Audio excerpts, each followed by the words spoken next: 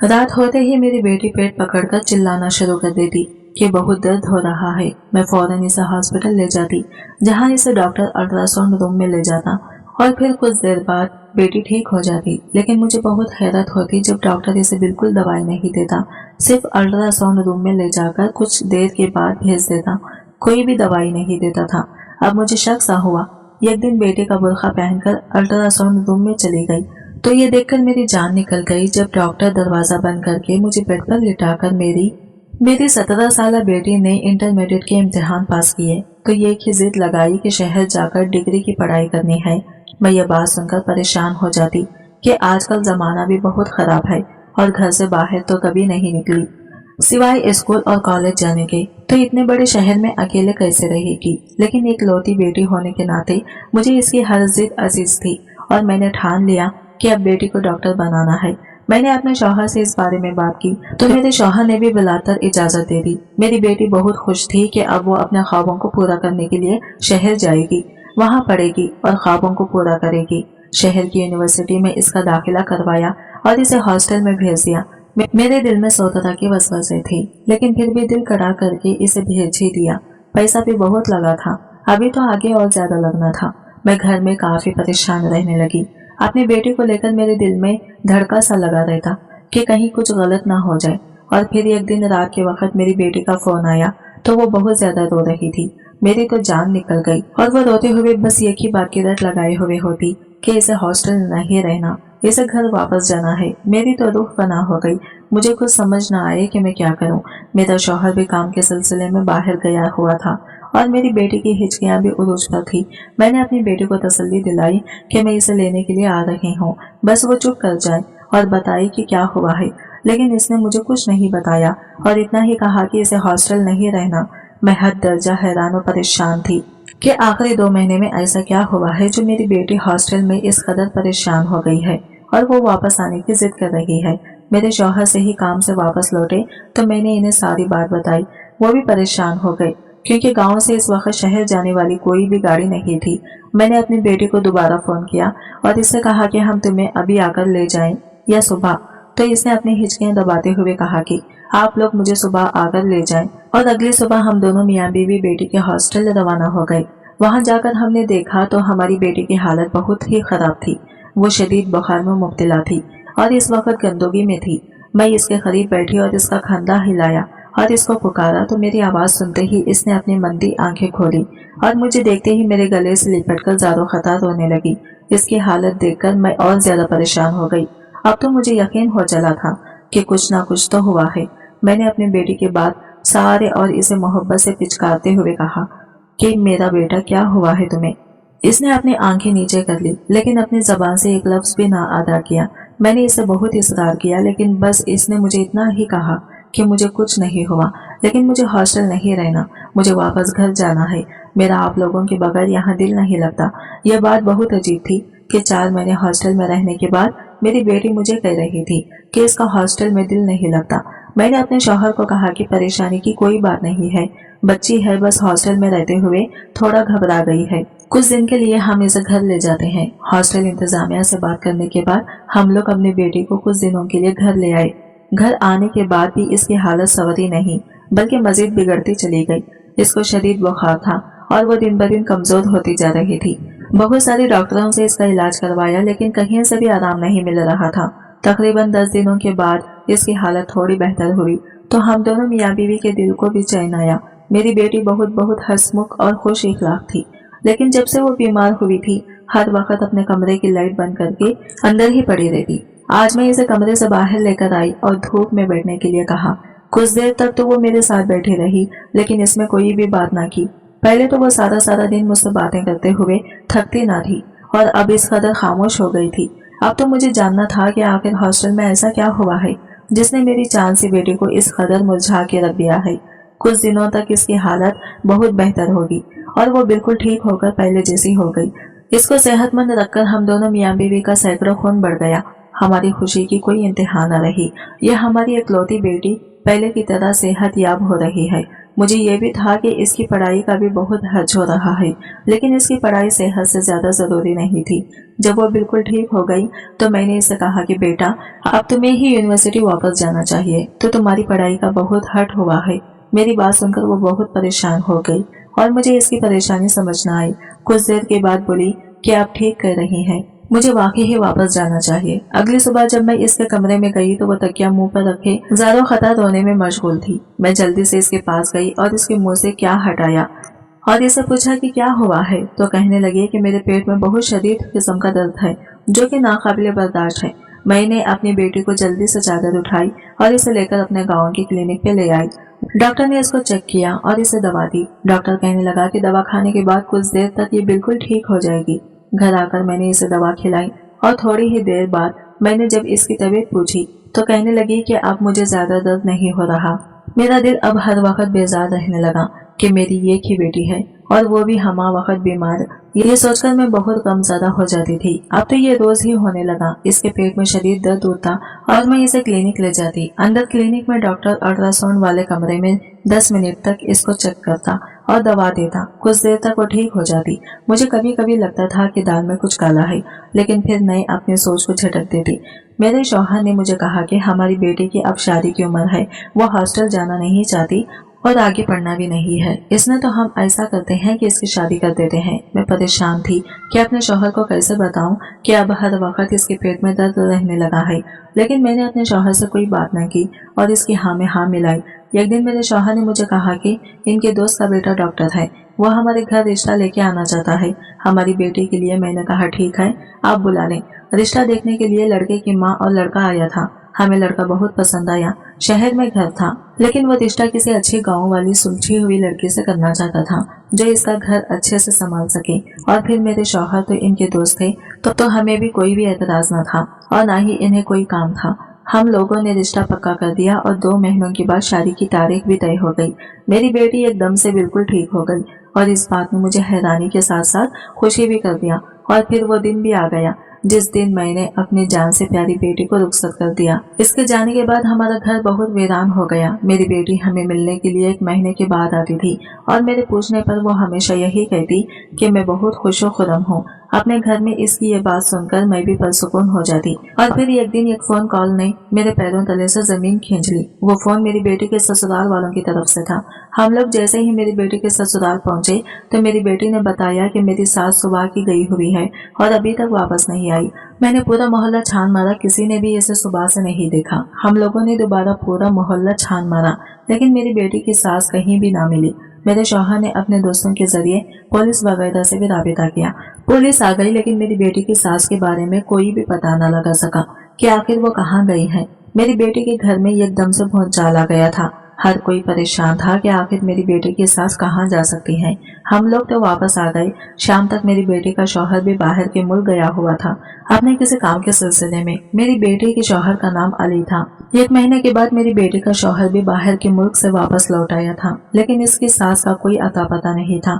2 हफ्तों के बाद एक दिन अचानक ही मेरी बेटी शाम के वक्त अपने कपड़े का बैग साथ ले आ गई। वो बहुत परेशान थी। मैंने इसे बिठाया, पानी वगैरह पिलाया और इसे पूछा कि क्या हुआ है, तो मेरी बेटी ने मुझे कहा कि अम्मी मुझे माफ कर दो, मैं बहुत बुरी बेटी हूँ। मैं इसकी बातें सुनकर हैरान रह गई कि आखिर वो ऐसा क्यों कह रही है। तो इसने मुझे जो बातें बताई, इन्हें सुनकर मैं एक बार काम कर रह गई। मेरी बेटी ने मुझे कहा कि सास की गुमशुदगी के बाद मेरा शौहर बाहर के मुल्क से लौट आया। वो भी बहुत परेशान था। इसने हर मुमकिन कोशिश की ढूंढने की, लेकिन इसका कहीं पता न करवा सका। मुझे यूँ महसूस हो रहा था जैसे वो अपनी माँ को लेकर बहुत ज्यादा परेशान हो, इसलिए मुझे नजरअंदाज कर रहा हो। लेकिन कुछ दिनों के बाद इसने मुकम्मल ही मुझे नजरअंदाज कर दिया। मैंने इससे बात करने की कोशिश की और इससे कहा कि जब से आप आए हैं आपने मेरे साथ कोई बातचीत नहीं की। मेरा शौहर मुझे कहने लगा कि मैं अपने सरगर्मियों में मशगूल रहूं, मुझे किसी की परवाह करने की कोई जरूरत नहीं। अपने शौहर का ये जवाब सुनकर मुझे यकीन ही नहीं आ रहा था कि यही मेरा शौहर है जो मुझसे इतने मीठे लहजे में बात करता था, अब इस कदर तलख बयानी कर रहा है। मैंने इसे पूछने की बहुत कोशिश की कि मुझसे कोई गलती हुई है तो मुझे बताओ, लेकिन इसने अपने लबों पर कुफुल न हटाए।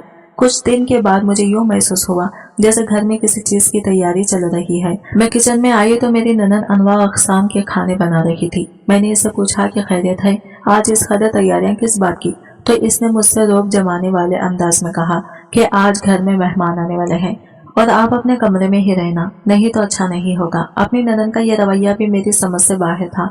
मैंने इसे पूछना चाहा कि मैं अपने कमरे में क्यों रहूं, लेकिन इस वक्त मेरा बहस करने का बिल्कुल भी दिल नहीं कर रहा था, इसलिए मैं खामोशी से अपने कमरे में चली गई। मुझे अपने कमरे से बातों की आवाजें आ रही थी। मेरा शौहर और ननद दोनों बहुत खुश नजर आ रहे थे। मेरी तबीयत बहुत खराब थी, लेकिन मैंने किसी को भी नहीं बताया था। पिछले कुछ दिनों से मुझे शरीर चक्कर आ रहे थे। आज भी मुझे शरीर चक्कर आने लगे और साथ ही उल्टी शुरू हो गई। मैं बेहद घबरा गई।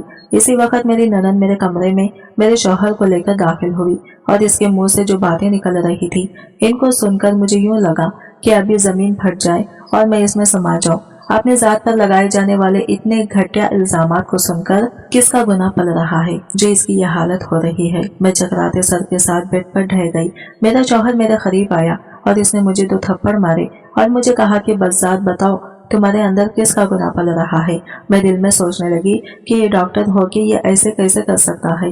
मैंने पक्का इरादा कर लिया था कि मैं कभी भी इनको नहीं बताऊंगी कि मेरी यह हालत किस वजह से है। मैं तो पहले ही चकरा रही थी, थप्पड़ों की वजह से बेहोश हो गई। मुझे जब होश आया तो मैंने देखा कमरे में कोई नहीं था और बाहर से मेहमानों के बोलने की आवाजें आ रही थी। मैं उठकर दरवाजे तक आई तो बाहर से आवाजें आई कि हम ये रिश्ता पक्का समझे। मुझे समझने लगी कि मुझ पर इतने घटिया इल्जामात लगाकर किसका रिश्ता पक्का किया जा रहा है। रात के वक्त जब मेरा शौहर मेरे कमरे में आया तो मेरे शौहर ने मुझे कहा कि मैं अपने घर जा सकती हूँ, वो शादी कर रहा है। मैंने अपने शौहर को कहा कि अब इसके घर से मेरा जनाजा ही निकलेगा।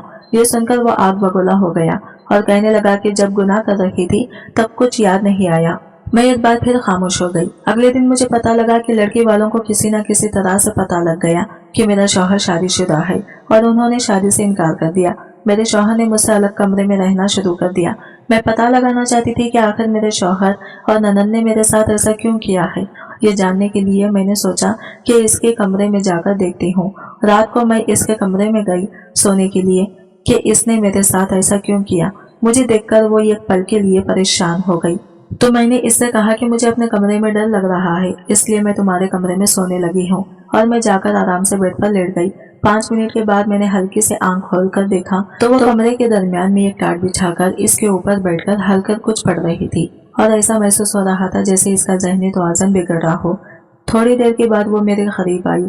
मेरे दिल में खौफ की शदीद लहर उठी। मुझे ऐसा लगा जैसे अभी वो मुझे कुछ कर देगी, लेकिन वो चुपचाप आकर मेरे करीब बैठ गई और इसकी बातें सुनकर मेरे सर पर 7 आसमान आ गिरे और कदमों तले से जमीन सरक गई।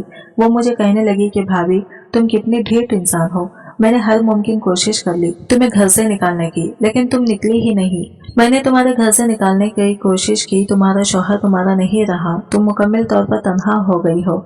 अगर खुश मैं नहीं हूँ तो रहने तुम्हें भी नहीं दूंगी। मैंने इतना सब कुछ कर लिया लेकिन तुम फिर भी नहीं निकले। इस घर से तुम्हारे मोबाइल फोन से तुम्हारे शौहर को नकली मैसेज भेजे, जिससे इसका पुख्ता यकीन हो गया कि तुम और मर्दों के साथ बातें करती हो, तुम्हारे गैर मर्दों के साथ ताल्लुकात हैं। फिर मैंने अपने भाई की दूसरी शादी करवाने का सोचा, इसका रिश्ता भी तय कर लिया और अब तुम्हारा सरदर्द और उल्टी आना इन सब ने मेरा काम और भी आसान कर दिया। मुझे रात को पता चला कि तुम्हें कैंसर है और तुम बहुत जल्द मरने वाली हो, तो अब मुझे तुम्हें मारने का कोई इरादा नहीं। और जब इस बात का पता मेरी माँ को चला तो वो मुझे रोकना चाहती थी। मेरी माँ चाहती थी कि मेरे बेटे का घर खराब ना हो और फिर मैंने भी हमेशा हमेशा के लिए अपनी माँ को रास्ते से हटा दिया।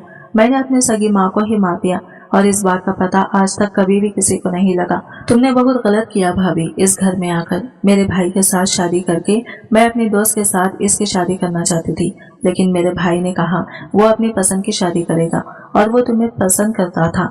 और कुछ साल पहले तुम और मैं हम एक ही स्कूल में पढ़ते थे और तुम हमेशा फर्स्ट आती और मैं पीछे रह जाती। तभी मैंने सोच लिया था कि मैं तुम्हें तबाह व बर्बाद कर दूंगी, लेकिन फिर तुम लोग गांव चले गए और इसके बाद जब तुम भी आकर इस घर में आई, तुम्हें देखते ही मैंने कहा था अब तुम नहीं बचोगी। और देखो मैंने तुम्हें तबाह कर दिया। अपनी ननद की इतनी भयानक बातें सुनकर मैं दंग रह गई, पर खामोश पड़ी रही। मुझे मुकम्मल यकीन हो गया कि मेरी ननद एक साइको पेशेंट है। बचपन की बातें मुझे तो याद नहीं थी और इसने तब से ही मेरे लिए अपने दिल में बगस पाल रखा था। इस कमरे में आने से पहले ही मैंने सबसे पहला ये काम किया कि जिस वक्त मेरी ननद मेरे पास बेड पर आकर बैठी थी तो मैंने आंख बिछाकर अपने मोबाइल की वॉइस रिकॉर्डिंग ऑन कर ली और इसकी सारी बातें इसमें रिकॉर्ड हो गई और मैंने वो सारी बातें अपने शौहर को भेज दी। अपने बेटे की तमाम बातों ने मेरे दिल को गम से भर दिया। इसके बाद फिर मेरी बेटी कहने लगी, अम्मी मुझे माफ कर दे, मैं बहुत बुरी हूँ, मैंने आपको धोखा दिया और देखें बदले में मुझे भी धोखा मिला है। मेरा शौहर मुझे कॉलेज के बाहर मिला था, मैं इसे पसंद करने लगी। जब मुझे पता चला वो शहर में रहता है तो मैंने आपसे जिद की कि मुझे शहर पढ़ना है और मैं शहर चली गई पढ़ने के लिए। वहाँ रोजाना मैं अपने डॉक्टर शौहर से मिलती और फिर एक दिन इसने मुझे शादी करना चाहता था। मैंने भी हाँ कर दी। अब मैं आगे नहीं पढ़ना चाहती थी, इसलिए मैंने इतने दिनों तक बीमारी का नाटक किया और फिर जब मेरे पेट में दर्द हुआ तो क्लिनिक जाने लगे। वहाँ मैंने देखा कि अंदर क्लिनिक में अली बैठा है। वो अपने किसी दोस्त डॉक्टर की जगह पे आया था कुछ दिन के लिए। इस क्लिनिक में ये सुनकर मैं बहुत खुश हुई और फिर मैं रोजाना क्लिनिक जाने लगी।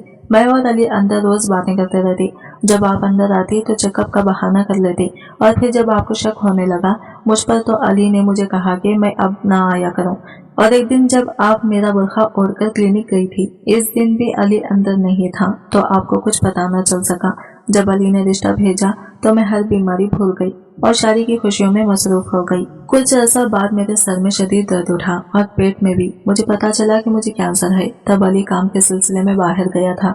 जब वापस आया तो मैं इसे बताना चाहती थी, इसके रवैये की वजह से बता ना सकी। लेकिन अम्मी देखे ना मेरी खुशियों की उम्र कितनी छोटी थी। रात को मुझे पता कि मेरी ननद मेरे साथ हसद की आड़ में यह सब किया और मेरे शौहर ने मेरा एतबार नहीं किया। अब मैं इस घर में कभी नहीं जाऊंगी। मेरी बेटी की बातें मेरा दिल चीर रही थी। मैंने इसे अपने सीने से लगाया और इसके अब्बा को सीधा सीधा बातें बताई। अगले दिन सुबह के वक्त मेरा दामाद आ गया मेरी बेटी को लेने। इसने मुझसे भी माफी मांगी। मेरी बेटी को दुख देने के लिए वो बेहद शर्मिंदा था और मेरी बेटी को वापस ले गया और मेरी बेटी के शौहर ने इसका बहुत इलाज करवाया। इसने अपनी बहन को गुनाहों की सजा दिलवाने का फैसला किया और फिर मेरी बेटी की ननद को पुलिस पकड़कर ले गई। जेल में इसको बहुत भयानक अंजाम हुआ। वो सैको तो पहले ही थी दिमागी तौर पर और अब जिस्मानी तौर पर भी मफलूज होकर रह गई। और अब मेरी बेटी यह खुशो खुरम जिंदगी गुजार रही है। अपने घर में माँ बाप को धोखा नहीं देना चाहिए और न ही किसी से हसद करना चाहिए। ये चीजें जिंदगी बर्बाद कर देती हैं। आज की वीडियो कहानी आपको कैसी लगी कमेंट करके जरूर बताइएगा और वीडियो अच्छी लगी है तो लाइक शेयर जरूर कीजिएगा और हमारे चैनल को सब्सक्राइब करें फ्रेंड्स। मिलते हैं अगले नई वीडियो के साथ, तब तक के लिए बाय बाय, टेक केयर, अल्लाह हाफिज।